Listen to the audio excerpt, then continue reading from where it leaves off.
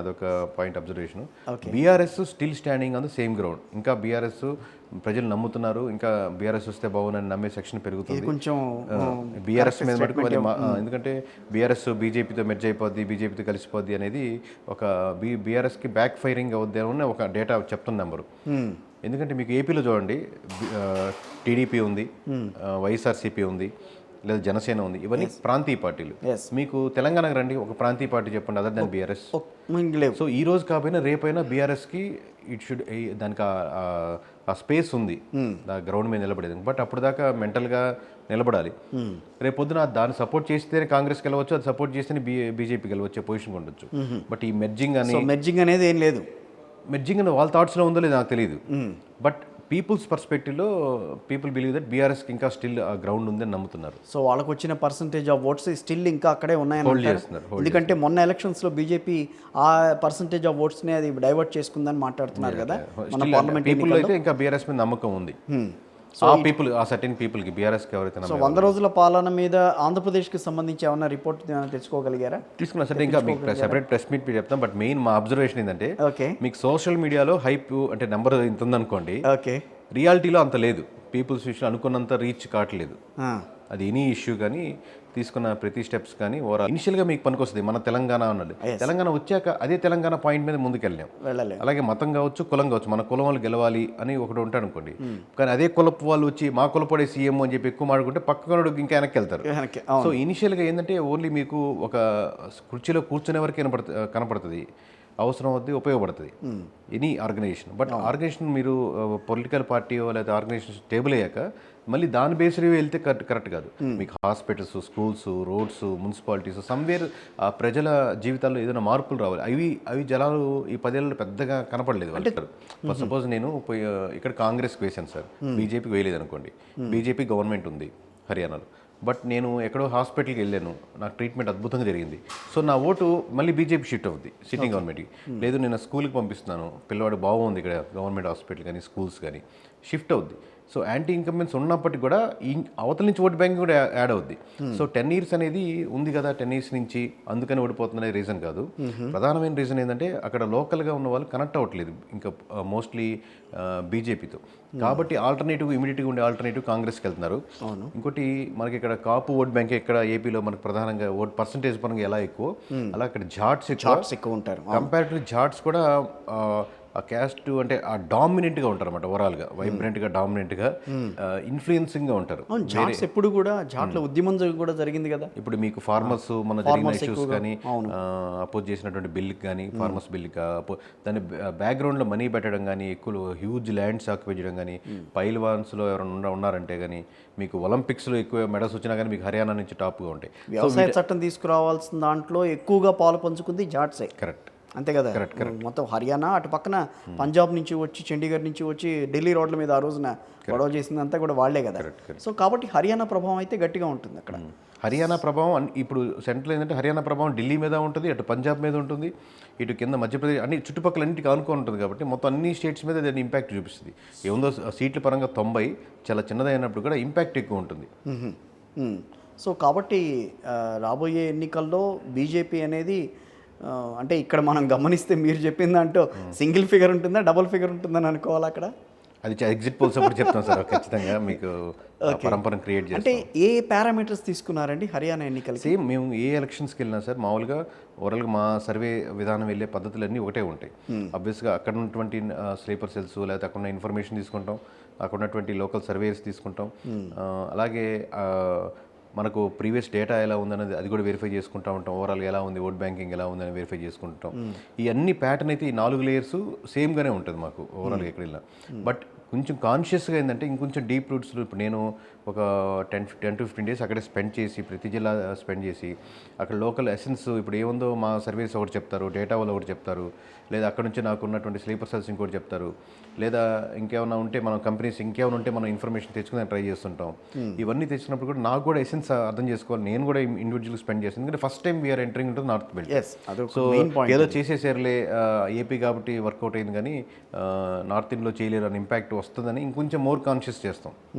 ఇప్పుడు prelims prepare అయ్యేదానికి mains prepare చాలా అయ్యేదానికి ఎక్స్ట్రా ఎఫర్ట్ చాలా effort so obviously we have kept our extra effort ఫిజికల్గా కష్టపడతాను కదా, మోర్ ఒళ్ళు దగ్గర పెట్టుకొని చేయడం అన్నట్టు మన మనుషులు ఇంకొంచెం బాగా చేయాలి, జాగ్రత్తగా చేయాలి, ఈ రిజల్ట్ నార్త్ బెల్ట్లోకి వెళ్ళాలి, బ్రాండింగ్ అలా ఉంచుకోవాలని మోర్ కాన్షియస్ రాదర్ దాన్ ఒక సెఫాలజిస్ట్గా తెలుగు రాష్ట్రాలకి పరిమితం అవుదాం అని అనుకోవాలి అసలు ఎప్పుడు అనుకోలేదు సార్, ఎప్పుడు అనుకోవాలి. అంటే మనకి ఎప్పుడు లాంగ్వేజ్ బ్యారియర్ ఎన్ని ప్రోడక్ట్స్ సార్, లాంగ్వేజ్ బ్యారియర్ కాకపోవచ్చు అనుకుంటున్నాను. ఇప్పుడు మనం ఎన్ని ప్రోడక్ట్స్ వాడుతున్నాం, వాళ్ళు ఎవరు ఇండియా కూడా వచ్చి రాని ప్రోడక్ట్స్ కూడా మనం వాడుతున్నాం. ఆ ప్రోడక్ట్ బాగుండాలి, వెళ్ళే విధానం కానీ శాంపిల్స్ వెళ్ళే విధానం కానీ చేసే విధానం కానీ బాగుండాలి. సో ఇదేంటంటే ఏముందో ఎమోషన్స్ సంబంధించినప్పటికి కూడా ఎక్కడైనా ఒకటే ఉంటుంది ఓవరాల్గా మూడ్ ఆఫ్ ది ఓటర్స్ ఎలా ఉన్నారు, ఎలా చేసుకుంటున్నారు. ఇష్యూస్ హర్యానాలో అనగానే బీజేపీ గవర్నమెంట్ ఉంది కదా. అవును సార్. సో అది అక్కడ కూడా నెగిటివ్ చెప్పాను సార్, మళ్ళీ ఐ రిపీట్, ఇప్పటి నుంచి జరగబోయే ప్రతి ఎలక్షన్స్లో జమ్మూ కాశ్మీర్ నెక్స్ట్ అదే సార్, దాని గురించి ఇప్పుడు ఎలక్షన్ జరుగుతున్నాయి కాబట్టి కమెంట్ చేయట్లేదు. అది ఎనీథింగ్, జమ్మూ కాశ్మీర్ కావచ్చు, హర్యానా కావచ్చు, మహారాష్ట్ర కావచ్చు, జార్ఖండ్ కావచ్చు, వెస్ట్ బెంగాల్ కావచ్చు, అదే ఢిల్లీ కావచ్చు, ఎనీ తమిళనాడు కావచ్చు, ఎనీ ఎలక్షన్స్ ఇప్పుడు నుంచి కేంద్రంలో గవర్నమెంట్ ఏర్పాటు చేసినంత ఈజీ కాదు రాష్ట్రాల్లో మళ్ళీ పాగా వేయటం అనేది. కరెక్ట్. బీజేపీకి కరెక్ట్. అంటే హిందుత్వ ఎజెండాగా ముందుకు రావడం అనేది బీజేపీ చేస్తున్న ఇబ్బంది 100%. అంటే అది ఉపయోగపడింది సార్, ఆబ్వియస్గా దాంతోనే బేస్ వచ్చింది కదా. మీరు ఒక పాయింట్తో, ఒక లాజిక్తో, ఒక ఎమోషన్తో ముందుకు వచ్చారు, అంతవరకు ఉపయోగపడింది. ఇక్కడ నుంచే మళ్ళీ అదే ఎమోషన్ తీసుకుంటే అది వర్కౌట్ అవుతుంది. యూ హ్యావ్ టు మళ్ళీ రివైవ్ చేసుకోవాలి ఏదో ఒకటి. అంటే వేరే అంశాలు ఏదన్నా ప్రాతిపదికగా ముందుకు రావాలి. గ్రౌండ్ అండ్ పీపుల్ యొక్క ఆస్పిరేషన్స్ ఏంటి? ఇప్పుడు మీకు ఒక ఇన్కమ్ ట్యాక్స్ కట్టే అతను ఉన్నాడు, నేను నేను 100 రూపాయల్లో 30 రూపాయలు ట్యాక్స్ కడుతున్నాను, మళ్ళీ నేను ఇల్లు కారో తీసుకోవాలంటే నేను ట్యాక్స్ కట్టేయంగా నా మిగిలిన వైట్ మనీలో మళ్ళీ ట్యాక్స్ కడతాను. మీరు అందరు ఇల్లు తీసుకుంటారు, చూసిన వాళ్ళంతా కార్ తీసుకుంటారు, బైక్ తీసుకుంటారు, మళ్ళీ దాని మీద ట్యాక్స్ అంటున్నారు కదా, ఇంక మళ్ళీ కొనే ప్రతి వస్తువు మీద ట్యాక్స్ అంటున్నారు. ఆల్రెడీ అంటే ఆ ట్యాక్సేషన్స్ అనే ఒక సబ్జెక్ట్లో కొంతమంది లేయర్స్ ఉంటారు. లేదు ఒక విలేజ్లో, గ్రామంలో స్కూల్కి పంపించేవాడు ఉంటాడు, తను మామూలుగా వచ్చేదే 8,000 15,000 శాలరీతో బతుకుతుంటే 30,000 40,000 స్కూల్ ఫీజులకి నడిగిపోతూ ఉంటుంది. మీరు గవర్నమెంట్ స్కూల్కి అంత అద్భుతంగా రివైవ్ చేయగలిగితే అతను ఆ స్కూల్ ఒక ఫాదర్ ఓట్ బ్యాంకింగ్ పడుతుంది. అంటే ఈ ఎలా మీరు ఓట్ బ్యాంకింగ్ అనేది డిఫరెంట్ లేయర్స్ని మీరు టార్గెట్ చేయాలి. ఇంకా 5 years ఉంది కాబట్టి. అవును. అంటే ఢిల్లీకి సంబంధించిన ఏదైతే అరవింద్ కేజ్రీవాల్ అరెస్ట్ వ్యవహారం, సిసోడియా వ్యవహారాలు, ఇవన్నీ కూడా పక్క రాష్ట్రాల మీద ప్రభావితం చూపించాయి. కరెక్టే సార్. ఇప్పుడు మీకు ఢిల్లీ, గుర్గాం ఇవన్నీ బార్డర్లో ఉన్న నియోజకవర్గాలని అనుకునే ఉంటాయి. ఓవరాల్ హర్యానాలో మీకు గుర్గాం జిల్లా ఆల్మోస్ట్ ఫుల్ బీజేపీ పట్టున్న జిల్లా. ఇప్పుడు అక్కడ కూడా మాకు చూస్తుంటే చాలా నియోజకవర్గాల్లో మోర్ దెన్ 50% నియోజకవర్గాల్లో ఓడిపోబోతుంది. సో ఆ ఇంపాక్ట్ తెలియకుండానే పడుతుంది. ఓకే, రేపు రాబోయే రోజుల్లో ఢిల్లీ మీద కూడా పడే అవకాశం ఉంటుంది. 100% మీరు అన్న దాంట్లో చూస్తే కనుక. సో ఓకే, ఇప్పుడు మీ విస్తృతి చేయాలన్న ఆలోచన ఎంతవరకు కార్యరూపం దాలుస్తోందని అంటే ఏం చెప్తారు? అంటే ఓవరాల్గా మీరైతే ఇప్పుడు మొత్తం దాని మీద కాన్సన్ట్రేట్ చేస్తున్నారు, బట్ అది సక్సెస్ఫుల్గా ముందుకెళ్ళాలంటే కొంచెం కొంచెం కసరత్తు చేయాల్సిన అవసరం ఉంది కదా.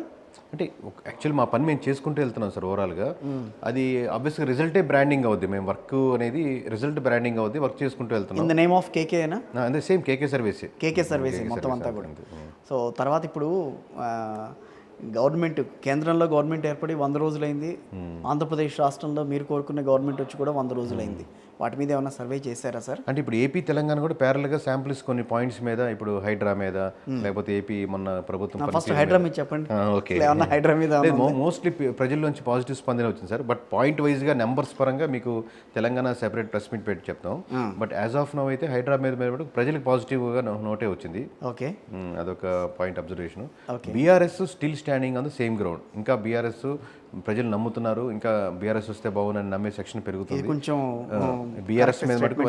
ఎందుకంటే బీఆర్ఎస్ బీజేపీతో మెర్జ్ అయిపోద్ది, బీజేపీతో కలిసిపోద్ది అనేది ఒక బీఆర్ఎస్కి బ్యాక్ ఫైరింగ్ అవుద్ది అని ఒక డేటా చెప్తున్న నెంబరు. ఎందుకంటే మీకు ఏపీలో చూడండి, టీడీపీ ఉంది, వైఎస్ఆర్సీపీ ఉంది, లేదా జనసేన ఉంది, ఇవన్నీ ప్రాంతీయ పార్టీలు.